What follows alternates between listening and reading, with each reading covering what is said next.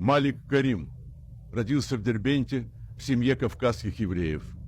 Вырос в Израиле, жил в городе Димона, работал следователем в полицейском отделении Беэр-Шевы. Был патриотом страны, гордился своей работой, мечтал о карьерном росте.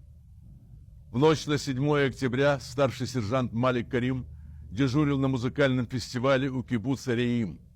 Утром 7 октября террористы Хамаса открыли огонь по фестивальной площадке, заблокировав дорогу на выезд. Тех, кто пытался уехать, расстреливали в упор.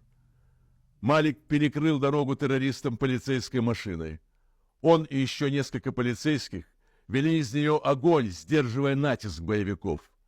Малик Карим до последней минуты удерживал оборону, но был убит.